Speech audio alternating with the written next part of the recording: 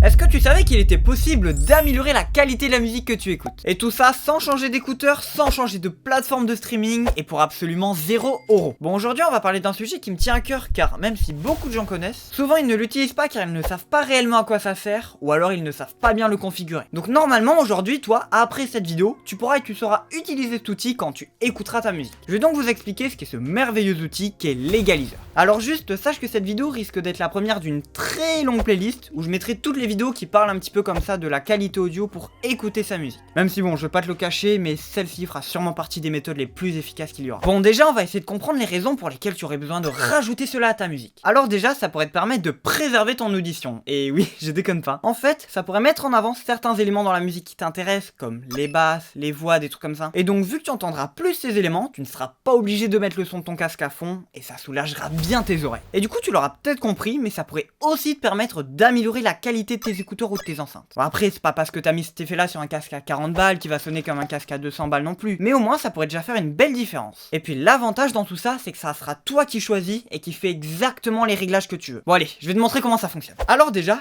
qu'est-ce que ça fait un égaliseur? Bon, je pense pas rentrer dans les détails non plus dans cette vidéo car ça peut vite devenir compliqué. Mais en gros voilà, un égaliseur c'est un outil qui te permet de régler le spectre d'un signal sonore. Bon, vous devez sûrement savoir en moyenne que l'oreille humaine entend entre 20 et 20 000 Hz.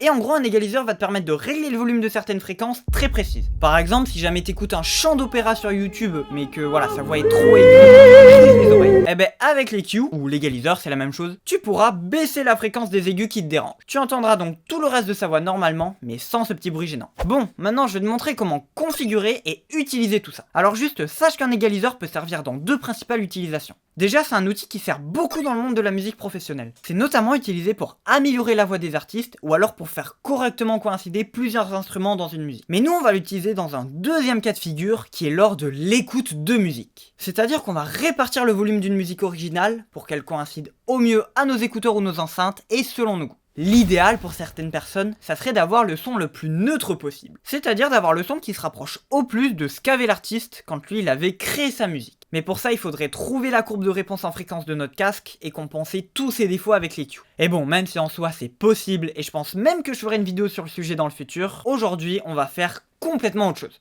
On va pas tenter d'avoir le son le plus neutre possible, mais au contraire, on va le colorer. Alors déjà, pour accéder à cet effet, ça va beaucoup dépendre du support que vous utilisez pour écouter votre musique. Bon, je vous préviens tout de suite, mais si vous écoutez votre musique sur un PC, vous devrez obligatoirement installer une application en plus pour pouvoir appliquer votre égaliseur. Et puis l'avantage à ça, c'est que vous pouvez faire des réglages super précis, et vous pouvez aussi télécharger ce fait par d'autres personnes. Donc si c'est votre cas, je vous conseille le logiciel Equalizer Apo. Je vous mets le lien du site dans la description, ça vous dira comment le télécharger et aussi comment le configurer.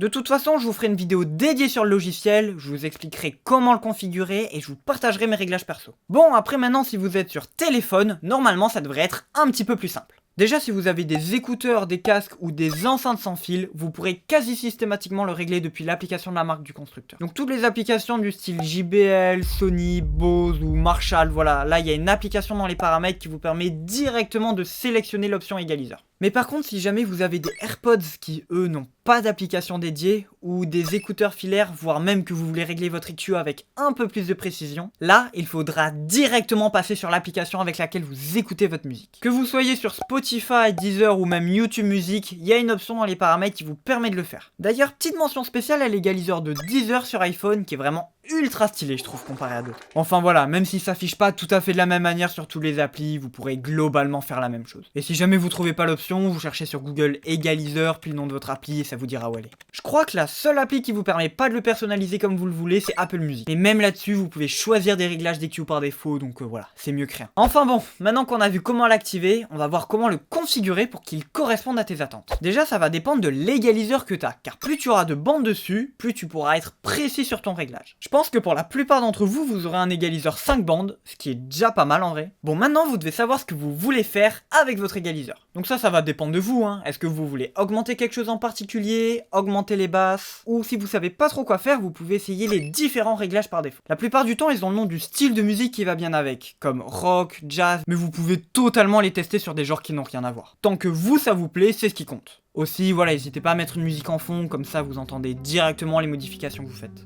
Et puis aussi, je vous conseille de redescendre un petit peu les barres, parce que souvent les réglages par défaut, ils accentuent un peu trop l'effet, je trouve. Je vous déconseille aussi de toucher aux autres options qu'il peut avoir des fois, vois, genre son surround ou amplification des basses. À la limite, si jamais vous voulez augmenter les basses, montez plutôt les bandes qui sont sur la gauche, ça va accentuer un peu les graves et puis vous serez beaucoup plus précis sur votre réglage. Et vous étonnez pas non plus si vous avez l'impression que votre musique est un peu moins forte, hein. C'est de sécurité votre téléphone, donc voilà, montez un petit peu plus le son et puis le problème sera réglé. Bon, et ben en soi c'est à peu près tout. Je vous conseille quand même de tester les différents réglages qui vous sont proposés parce que des fois on peut faire de belles découvertes. Et puis après, ben voilà, faites des tests. Évitez quand même de faire de trop grosses différences entre deux bandes, voilà, ça risque de pas être foufou. Il y a aussi le fait de mettre son égaliseur en forme de V qui est assez sympa. Il y a le réglage rock qui fait ça justement, et c'est vrai que ça rend assez bien, même avec des sons un peu plus rap par exemple. Et moi personnellement ce que j'ai fait c'est que j'ai pris la base du mode rock, j'ai juste redescendu et égalisé un petit peu les aigus pour que ça n'attaque pas trop les oreilles, et je trouve ça vraiment cool. Bon ben voilà l'équipe, c'est la fin de cette vidéo. J'ai essayé quand même de faire quelque chose d'assez clair et d'assez compréhensible. Donc voilà, n'hésitez pas à me dire en commentaire ce que vous en avez pensé. Si la vidéo vous a plu, n'hésitez pas à lâcher un like. Et si jamais je t'ai appris des choses, n'hésite pas à t'abonner car j'ai encore plein de trucs à t'apprendre. Bon allez, salut!